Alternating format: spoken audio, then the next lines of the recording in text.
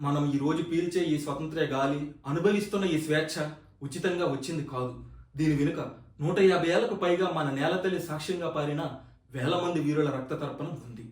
స్వరాజ్యం నా జన్మ హక్కు అని ఒకరు గర్జిస్తే, నాకు రక్తాన్ని ఇవ్వండి, నేను మీకు స్వాతంత్ర్యాన్ని ఇస్తాను అని మరొకరు సైన్యాన్ని ముందుకు నడిపించారు.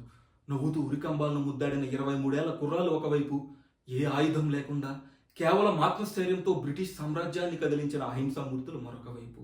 మనం ప్రతి ఏటా ఆగస్టు 15న జెండా ఎగరవేస్తాం, జాతీయ గీతం పాడుతాం. కానీ అసలు ఆ రోజున ఏం జరిగింది? బ్రిటిష్ వాళ్ళు ఆగస్టు 15నే భారత్ను వదిలి వెళ్ళడానికి కారణం ఏమిటి? అర్ధరాత్రి వేళ స్వాతంత్రం ఎందుకు ప్రకటించాల్సి వచ్చింది? మన చరిత్ర పుస్తకాల్లో సరిగ్గా చెప్పని ప్రతి భారతీయుడు రక్తాన్ని మరిగించే ఆ నిజమైన చరిత్రను ఈ రోజు తెలుసుకుందాం. వ్యాపారం చేయడానికి ఈస్ట్ ఇండియా కంపెనీ పేరుతో మన దేశంలోకి అడుగుపెట్టిన ఆంగ్లేయులు మన రాచరికపు విభేదాలను ఆసరాగా చేసుకుని మెల్లగా దేశాన్ని ఆక్రమించారు. సొంత ఇంట్లోనే మనల్ని బానిసలుగా మార్చేశారు. కానీ భారతీయుల సహనానికి కూడా ఒక హద్దు ఉంది. 1857లో మంగల్ పాండే పేల్చిన ఒక ఉక్కు తుపాకీ గుండు ఆంగ్లేయుల గుండెల్లో నిద్రపోయింది.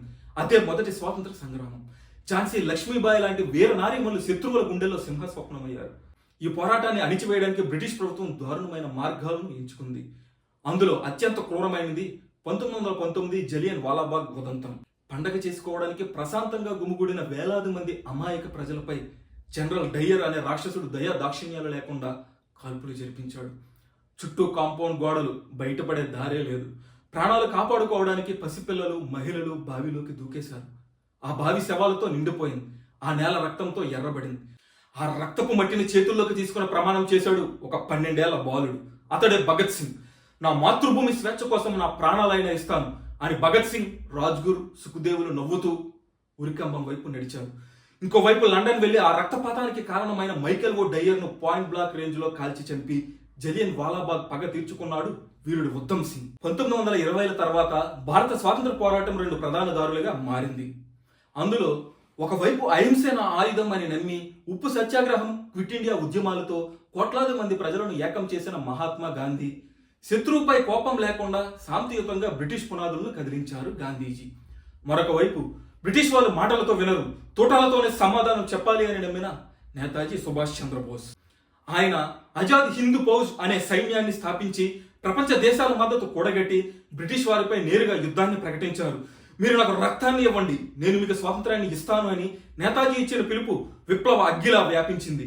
ఇటు ఆంధ్ర మన్యంలో విల్లంబులు బట్టి బ్రిటిష్ రక్షక భటుల గుండెల్లో వణుకు పుట్టించిన మన్యం పులి అల్లూరి సీతారామరాజు. మార్గం ఏదైనా గాంధీజీ అహింస కావచ్చు, బోస్ విప్లవం కావచ్చు, అల్లూరి గిరిల్లా పోరాటం కావచ్చు, అందరి లక్ష్యం ఒక్కటే, భారత మాత సంఖ్యలు తెంచడం. రెండో ప్రపంచ యుద్ధం తర్వాత బ్రిటిష్ సామ్రాజ్యం ఆర్థికంగా దెబ్బతింది. భారత్ను ఏలలేమని వారికి అర్థమైంది. కానీ ఇక్కడే ఒక పెద్ద ప్రశ్న వస్తుంది. స్వాతంత్రం ఇవ్వడానికి ఆగస్టు 15నే ఎందుకు ఎంచుకున్నారు? చివరి వైస్రాయ్ లార్డ్ మౌంట్ బాటన్ కు ఆగస్టు 15 అంటే చాలా ఇష్టం. ఎందుకంటే రెండో ప్రపంచ యుద్ధంలో జపాన్ సైన్యం ఆయన ముందు లొంగిపోయింది సరిగ్గా 1945 ఆగస్టు 15న. దాంతో ఆ తేదీన తన అదృష్ట దినంగా భావించి స్వాతంత్ర దినంగా ఖరారు చేశాడు. అయితే ఇక్కడ విచిత్రం జరిగింది. నాటి భారతీయ జ్యోతిష్కులు ఆగస్టు 15వ తేదీ అశుభమని చెప్పారు.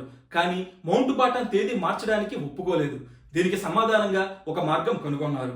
ఆగస్టు 14 అర్ధరాత్రి 12 గంటలు దాటాక, అంటే హిందూ క్యాలెండర్ ప్రకారం సూర్యోదయానికంటే ముందే, ఇంగ్లీష్ క్యాలెండర్ ప్రకారం ఆగస్టు 15 ప్రారంభంలో స్వాతంత్రం ప్రకటించారు. అర్ధరాత్రి 12 గంటలకు జవహర్లాల్ నెహ్రూ గారు ఆ చారిత్రక ప్రసంగం చేశారు. Tryst with destiny. ప్రపంచమంతా నిద్రపోతున్న ఈ అర్ధరాత్రి వేళ భారతదేశం స్వేచ్ఛాయుత జీవితంలోకి మేల్కొంటోంది. ఎర్రకోటపై మువ్వన్నెల జెండా ఎగిరింది. కానీ ఆ ఆనందం వెనుక ఒక పెద్ద విషాదం ఉంది. దేశ విభజన, భారత్ పాకిస్తాన్గా విడిపోయింది. 1 కోటి మందికి పైగా నిరాశ్రయులయ్యారు. లక్షలాది మంది దారుణంగా ప్రాణాలు కోల్పోయారు. ఒకవైపు స్వేచ్ఛ పొందిన సంతోషం, మరోవైపు తోటి వారిని కోల్పోయిన దుఃఖం. 1947లో స్వాతంత్ర్యం వచ్చినప్పుడు ఈ దేశం 5 ఏళ్లు కూడా నిలబడదు, ఆకలితో అలమటించి అంతమైపోతుంది అని పాశ్చాత్య దేశాలు ఎగతాళి చేశాయి. కానీ ఈ రోజు అదే భారత్ ప్రపంచంలోనే అత్యంత వేగంగా ఎదుగుతున్న ఆర్థిక వ్యవస్థగా నిలిచింది. ఒకప్పుడు సూది కూడా తయారు చేసుకోలేని స్థాయి నుంచి ఈ రోజు అంతరిక్షంలో చంద్రయాన్ ద్వారా జాబిలి దక్షిణ ధ్రువంపై కాలు మోపిన మొదటి దేశంగా చరిత్ర సృష్టించాం. ప్రపంచంలోనే అతిపెద్ద ప్రజాస్వామ్య శక్తిగా ఎదిగాం. కానీ మిత్రులారా, ఒక విషయం గుర్తుంచుకోండి, మన పూర్వీకులు రక్తం చిందించి మనకు ఇచ్చిన ఈ స్వేచ్ఛ కేవలం అనుభవించడానికి మాత్రమే కాదు, దానిని కాపాడుకోవడానికి కులం, మతం, ప్రాంతం పేరుతో విడిపోకుండా అవినీతి అన్యాయాలపై పోరాడుతూ ఈ దేశాన్ని మరిన్ని హైట్స్ కు తీసుకెళ్లడమే మనం ఈ అమరవీరులకు ఇచ్చే నిజమైన నివాళి. స్వాతంత్ర దినోత్సవం సందర్భంగా ఈ దేశం కోసం ప్రాణాలు అర్పించిన ప్రతి ఒక్క అమరవీరునికి శిరస్సు వంచి నమస్కరిద్దాం. ఈ వీడియో మీకు స్ఫూర్తిని కలిగిస్తే ప్రతి భారతీయుడికి చేరేలా వెంటనే షేర్ చేయండి. మన స్వాతంత్ర సమర యోధుల్లో మీకు అత్యంత ఇష్టమైన వీరుడు ఎవరో కింద కామెంట్ చేయండి. ఇలాంటి మరిన్ని చారిత్రాత్మక కథనాల కోసం మన ఛానల్ సబ్స్క్రైబ్ చేసుకోవడం మర్చిపోకండి. జై హింద్.